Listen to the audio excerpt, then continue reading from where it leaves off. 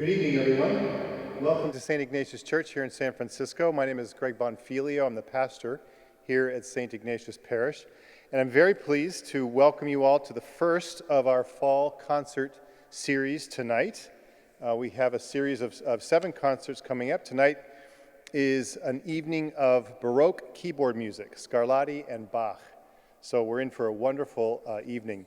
I want to thank, before I get too far into this, is Franca Gargiulo, a member of our staff, who has put this series together. She's been responsible for all of these concerts that we're having on these Thursday nights. I'm very grateful to her for her creativity and her passion and her perseverance in this. So thank you very much, Franca. Playing for us tonight is Kevin Navarro, who actually played for, I think, our first one of these back in June, maybe it was even in May. Kevin is a classical pianist and a vocal accompanist.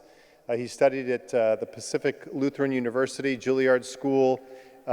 He's been an accompanist for the Bach University Chorale, the internationally renowned Choir of the West.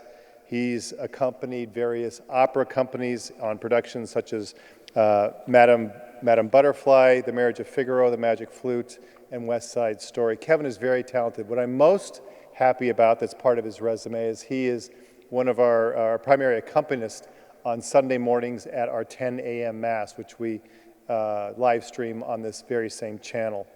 So we're very grateful to have Kevin on those Sundays, and you've heard his music, and I'm very happy to welcome him back this evening. There are for the next 7 weeks, as I said, we have this entire series, Concert Fall Series. I won't go through the whole list.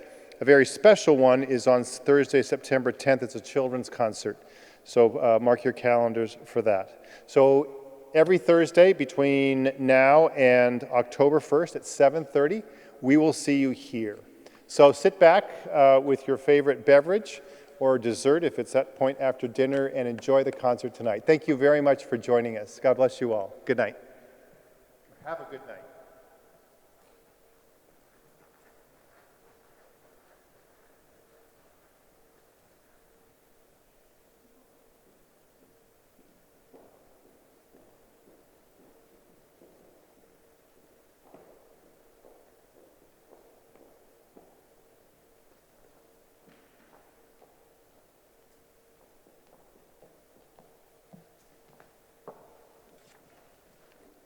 Good evening and welcome to St. Ignatius here in San Francisco.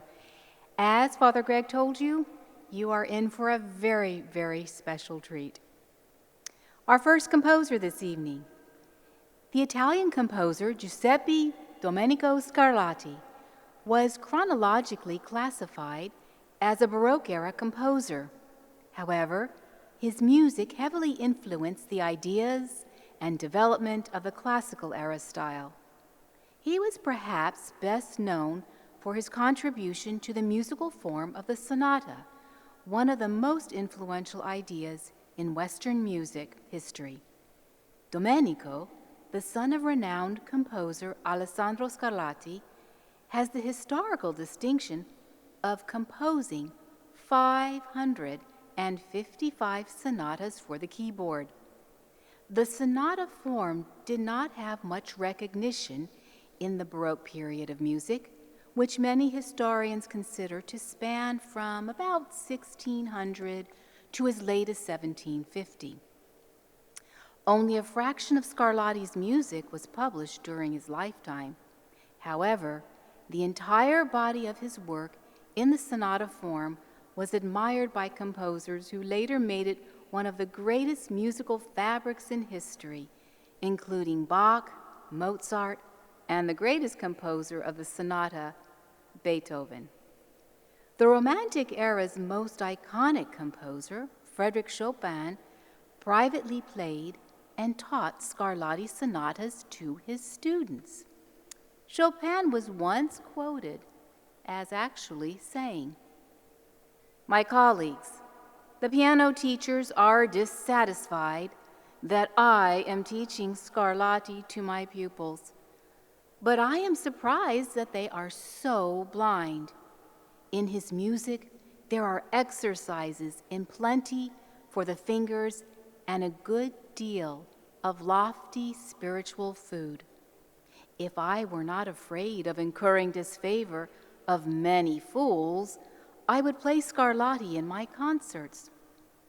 I maintain there will come a time when Scarlatti will often be played in concerts, and people will absolutely appreciate and thoroughly enjoy him.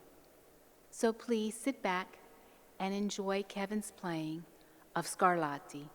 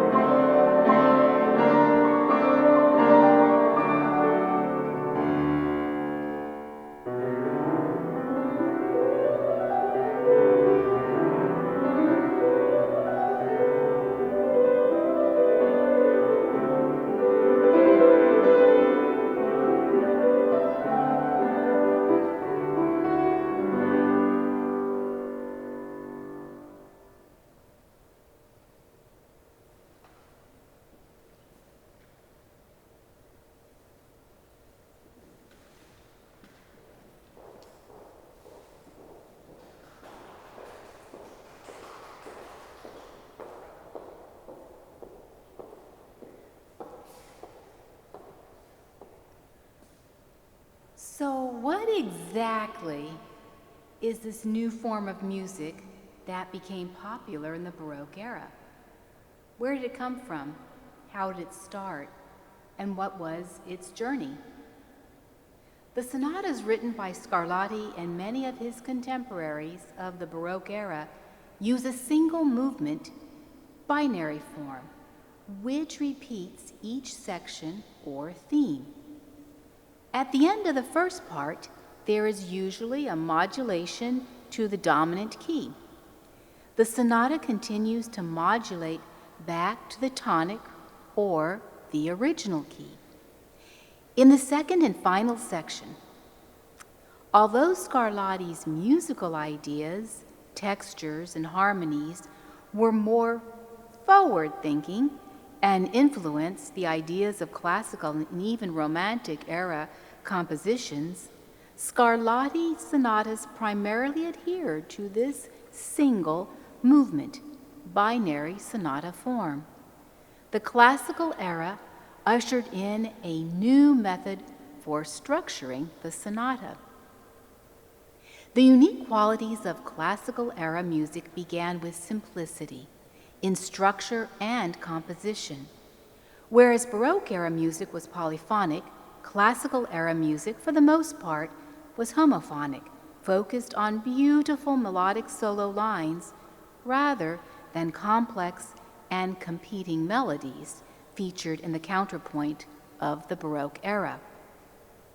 The two most influential composers of this time were Haydn and Mozart, both of whom composed the most famous and highly regarded works of the classical era. They were also the leading composers who championed and established the sonata in classical form, pieces of music for solo instrument, most notably the piano, which comprised of 2 or 3 separate movements, which followed a mostly typical blueprint for tempo: an allegro, andante, allegro presto finale. The classical sonata form that flourished during the majority of the classical era followed a very specific structure and built each movement. The first was the exposition. The composer exposes his musical ideas. The main ideas are called the subject. The second part was development. Here the ideas are actually developed and embellished. It creates a feeling of tension and conflict. The climax may be in this section. And then finally, at the end, recapitulation. The music is repeated from the very beginning, but the second subject is now the tonic. Finally, the music may have a coda, which is the direct translation for a tail or an end, which rounds off the music. So, here we are with Mozart, another composer of many sonatas. One of the greatest composers in the history of Western music is undoubtedly Wolfgang Amadeus Mozart. Many historians debate whether or not he shares the title of greatest composer with Beethoven as it relates to the classical era. However, if you were just to consider the entire body of work dedicated to the classical style, many do agree it is Mozart. Young Wolfgang started composing at the age of 5 and composed over 600 works, many of which are acknowledged as pinnacles of symphonic, concertante, chamber, operatic, and choral music. As one of the greatest classical composers of all time, his influence is profound on subsequent Western art music. Beethoven composed his early works in the shadow of Mozart, and Haydn wrote, "Posterity will not see such a talent again in 100 years." Mozart made a historically significant contribution to the classical sonata, and many consider his sonatas as a window into Mozart's soul. In total, Mozart composed 18 numbered piano sonatas, sonatas for 4 hands, 36 violin sonatas, 17 church sonatas, as well as trio sonatas for various instruments. On the surface, Mozart's 18 sonatas do not appear as monumentally challenging as those of Beethoven, Chopin, or Liszt. However, don't be fooled. These sonatas, which may sound dainty and cheerful, are actually at times fiendishly difficult to play. While they don't feature the dramatic and technical feats that flourished in the Romantic era and beyond, the accuracy of every single note, every articulation and phrasing, and every single change in dynamics are extremely vulnerable in the piano compositions of Mozart and will ultimately determine if your performance is successful. Mozart's Piano Sonata in C Major, another work performed by legendary pianist Vladimir Horowitz during his historic concert in Moscow, 1986, was composed at the age of 27 and remains one of his most popular to perform to date. The second movement features a beautiful and a soaring melody which draws close comparisons to the arias of his 22 operas, 10 of which were composed at the age of 10. Please enjoy Kevin's playing of Mozart.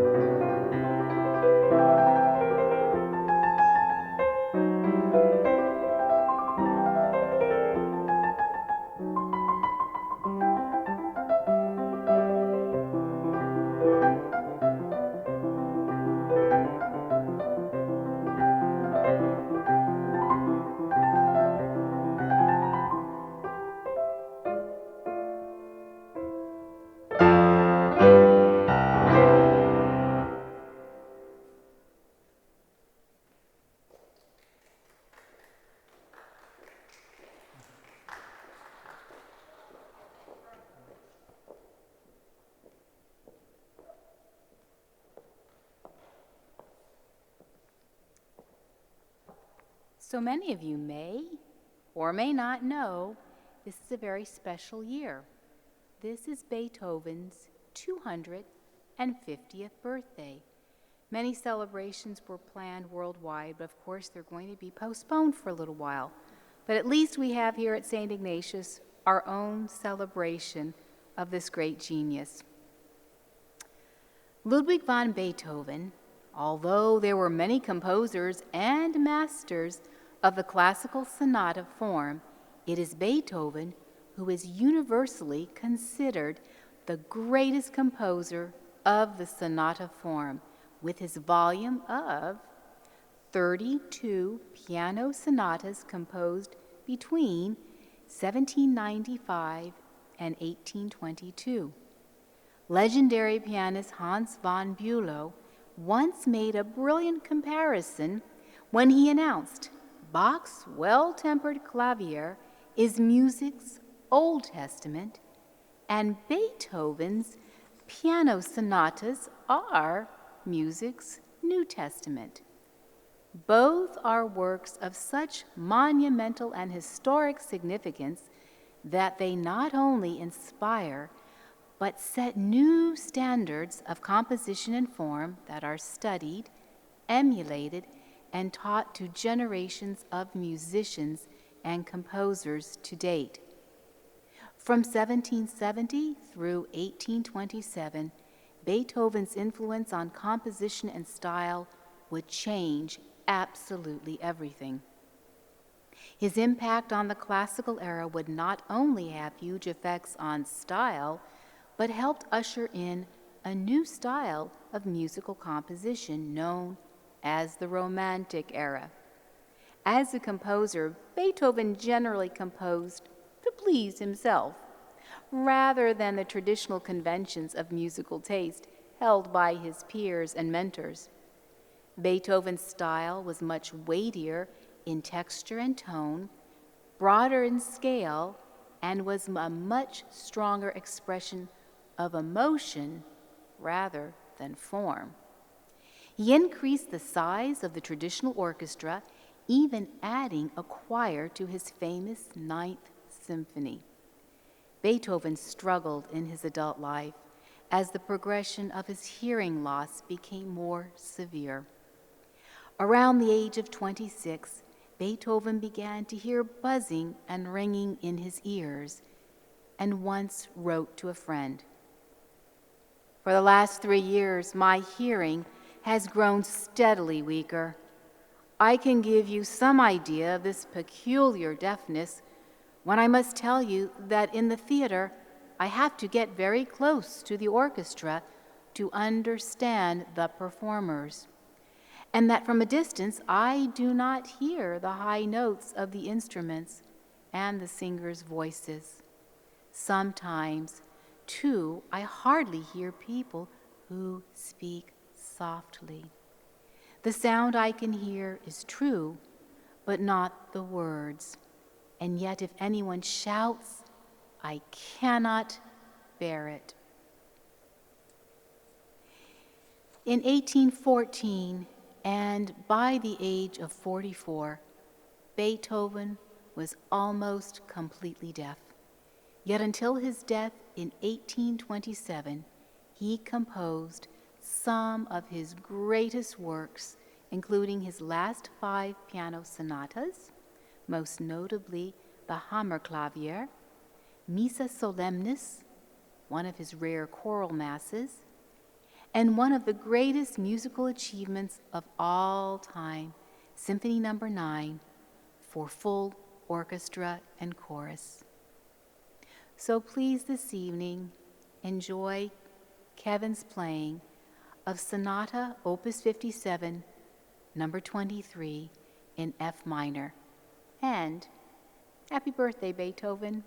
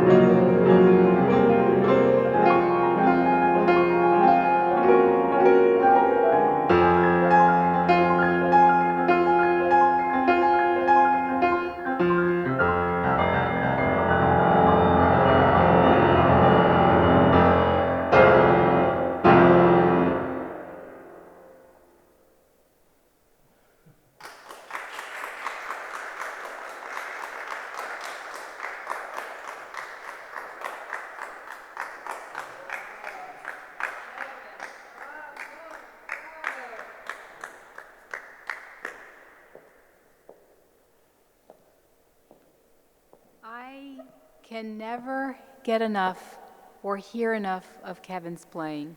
It's always such a joy and delight.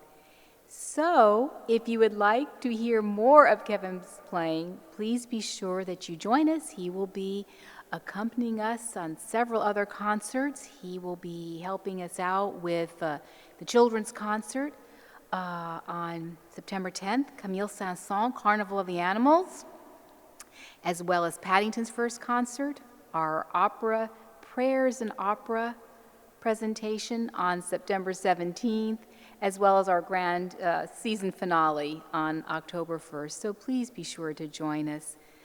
Virtual Virtuosos was born out of a devotion to our many, many talented artists, musicians here in the Bay Area that don't have the opportunity to perform. And so we, in abiding by Matthew's parable of the good talents, we could not let talent go unused. And so thanks to Father Greg, thanks to the Jesuit community and our entire St. Ignatius Parish family, thanks to all of you who've been so supportive of being sure that this beautiful talent does not go unseen and unheard. We hope you've enjoyed this evening. We hope it brought you a little bit of peace and joy and stillness in what is probably a little bit of turmoil. We hope that you join us for subsequent Thursday evenings, and also be sure to join us. Mass here at St. Ignatius, a live stream on this very same YouTube channel, is at 10 o'clock every Sunday morning. So please be sure to join us, either virtually, and when we do open up and you are not in San Francisco, be sure to visit us. Again, thank you very much for joining us this evening, and we look forward to seeing you next week. Thank you, and good night.